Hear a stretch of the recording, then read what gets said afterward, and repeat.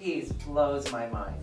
Look at this, you guys. Can we get a little close-up of this? Ryan Henry operating the cameras and doing all kinds of things. Rob, when I received this in the mail, it was my birthday/Christmas gift, and so Shana was like, I'm working on something, and then I got this huge box. She's like, make sure that you check your mail today. My mail slot's like this big. But as she had outlined like every single stone, every metal, and what it meant. So for me, when I wear this piece, I'm just so moved and touched that somebody would take the time and that, you know, I have a relationship where somebody cares that much to really put their hands into my life and make it be a part of the work that she does. So I appreciate that. It was really fun making it. It's amazing to make something for somebody that you know really well, because you can custom it, custom pick things, like the onyx stone that's the centerpiece. Obviously her business is onyx, XOXO, and so that was kind of the centerpiece, and then every other stone and design element kind of grew from that piece and from little pieces of, conversations and comments that came from Danielle. So this was a really special piece for me, just because I don't always get the chance to make something that's so custom and so specific to, Personal. the person that I'm giving it to. Yeah. Can you walk us through like what the various, I mean, I don't want to get too personal, but like, because I know the stone onyx has, it's a grounding, so like you're into your stones and crystals and what they mean and all that kind of stuff, or? I don't know them off the top of my head, so I'm kind of gonna throw Put you on the I spot. have the outline at wrench home. in you. I know. We have a PowerPoint presentation. Right. I'll be inserting in. Well, the onyx, of course, that's Danielle's kind of signature stone. And she can probably tell you more about that one.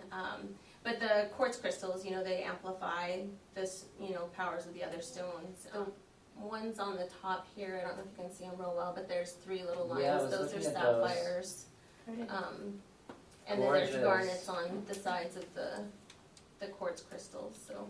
And I remember when I was reading through the different purposes, there were a lot of purpose.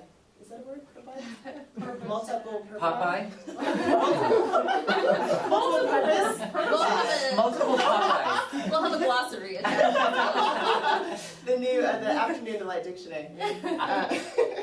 But a lot of the meanings led back to ancient times and what queens and kings would wear, so I thought that was kind of interesting too. Yeah, a lot of them said that they were stones that were featured in the breastplate of the high priest, so I just really liked, and also I wanted to do a piece. I mean, obviously not everybody wears a big, piece of jewelry, but because she's on stage and she's performing, obviously I wanted to do something that would be visible, like if you're on stage to the audience, but then it's very personal as well, so it's kind of, it's showy for the audience, but it's really personal for Danielle.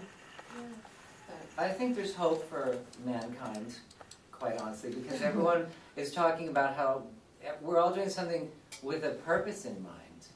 Like, we had a little conversation before the show, and I'm like, did you see the emeralds that Angelina Jolie was wearing at that one Oscars thing? They were so amazing.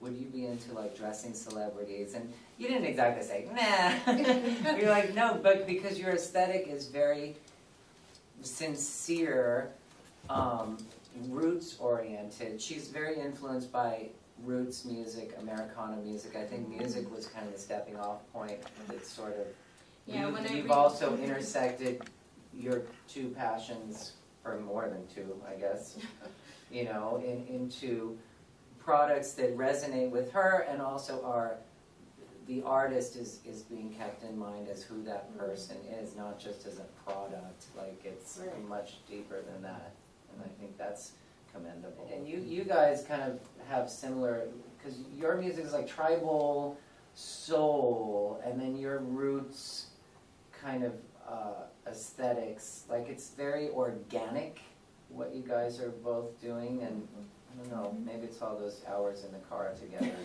or whatever Andrew was saying about, we're not going to go there. How many hours did that take? individually our brands, aren't obviously overlapped or influenced, but I think we've discovered that there's a lot of intertwining aspects of both of our businesses and aesthetic and I guess purpose. I think that's probably the main overlapping thing is what we're trying to create and put out into the world, and so that works, really well for us because we do shows together. So we'll travel, and if we went up to San Francisco and did a show there, we made a couple trips to Vegas and to Texas. So we've hit the road, but it's fun. We put the music on and then go and get to, Oh, and to that too, a lot of, like we went out to Texas and slept at this ghost town, and it was like crazy thunderstorms and tents were concaving. Ours did not. We did well. Stay dry. But it was for a music festival, and then we took all of this, we like supported artists, other artists too, and like got their music, and we're listening to it on the drive home. Yep. Several times because the drive home is so long.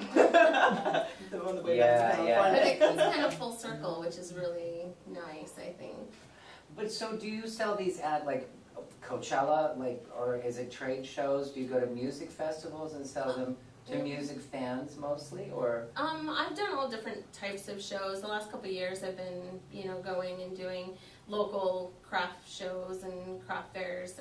LA Live does a really great summer in the City series, I think they're calling it again this year, and those are my favorite events to do in LA. But I love going out to these music festivals and selling just like my business name, Roots Revival Co. is kind of derived from the American folk revival scene, so that was kind of part of my inspiration, and it's definitely an influence in what I create. I love incorporating song lyrics and stuff, so I definitely would love to do more of the music festivals and music, events for sure. I was looking at that on your site, and it's like you had these wonderful, like my favorite Joni Mitchell lyrics, and like it all kind of ties together.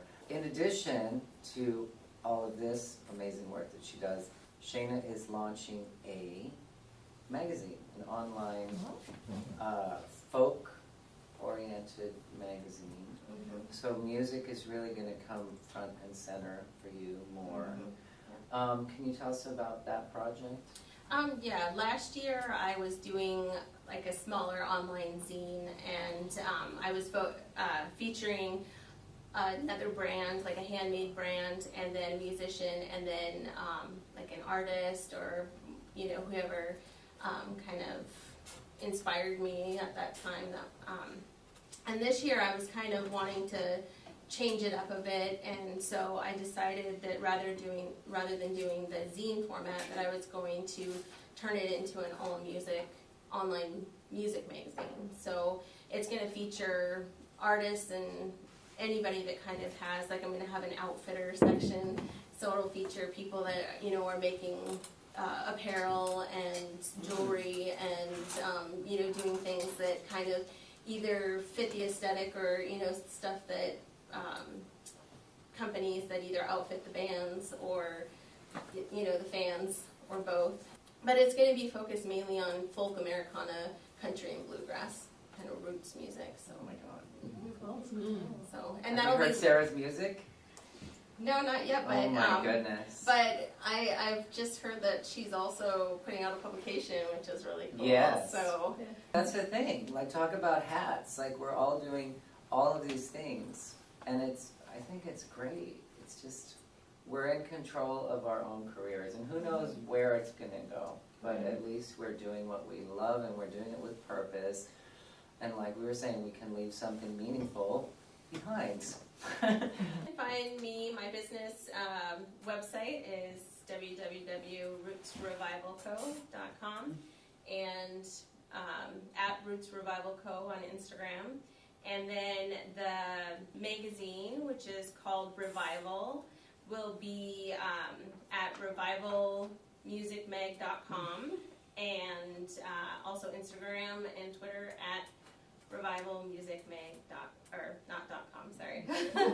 And the magazine will be launching officially mid-March. So it's strictly online. Right now it's going to be just online, and I'm hoping that in the future I'll maybe do a quarterly magazine that will be print, that'll be maybe, you know, old school with some CD singles or something included. Yeah, that'd be cool. Yeah. That'd be cool. Thanks, you guys. Thank you.